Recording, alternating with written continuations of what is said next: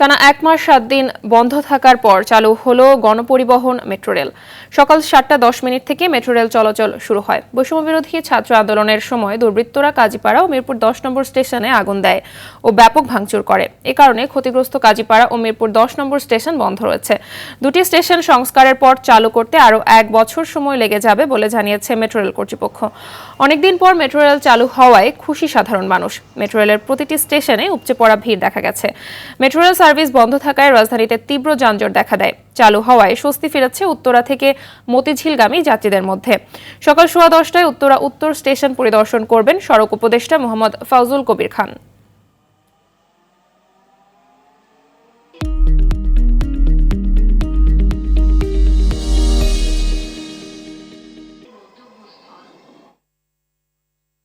দর্শক, metro rail চলাচলের সর্বশেষ খবর জানাতে রাজধানীর আগারগাঁও স্টেশন থেকে সরাসরি যোগ দিচ্ছেন সহকর্মী সুফিয়ান ফারাবি।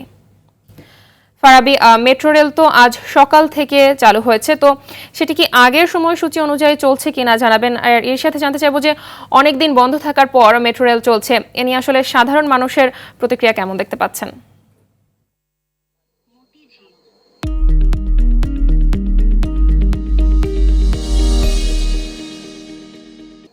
মাহবুবা, আমরা কিন্তু এই মুহূর্তে মেট্রো রেলের ভেতরেই রয়েছি এবং আমরা মেট্রো রেলের ভেতরে আসলে আমাদের সঙ্গে রয়েছেন সড়ক ও সেতু উপদেষ্টা মোহাম্মদ ফাউজুল কবির। তিনি কিন্তু আমাদের সঙ্গে রয়েছেন এবং আমরা এখন আগারগাঁও থেকে সচিবালয় স্টেশন দিকে যাচ্ছি। আমরা এর আগে যাত্রীদের সঙ্গে কথা বলেছিলাম, তাদের মধ্যে একটা উচ্ছ্বাস দেখতে পেয়েছি এবং তাদের মধ্যে যেই প্রকারের আনন্দ মেট্রো রেল খুলে দেওয়ার কারণে যে আনন্দটা তাদের মধ্যে দেখতে পেয়েছে, এটা আসলে চোখে পড়ার মতো। সবাই বলছেন যে তাদের আসলে যে বাসে তাদের গণপরিবহনে যে যানজটটা তৈরি হতো, দীর্ঘ সময় লেগে যেত অফিসে যেতে, সেটা এখন আর তাদের লাগবে না আশা করছেন। কিন্তু অন্যদিকে কিন্তু দুটি স্টেশন সর্বমোট মিরপুর ১০ এবং কাজীপাড়ায় দুটি স্টেশনে কিন্তু ব্যাপক ধ্বংসযজ্ঞ চালানো হয় আন্দোলনের সময়, যার কারণে কিন্তু সেই দুইটি স্টেশন এখনো বন্ধ হয়েছে, এখনো কোনো ধরনের কার্যক্রম সেখানে চালু হয়নি।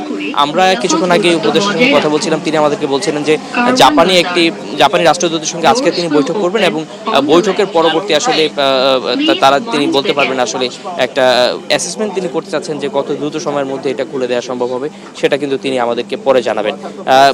মাহবুবা, এই ছিল মেট্রো রেল থেকে আমার কাছে থাকা সর্বশেষ তথ্য।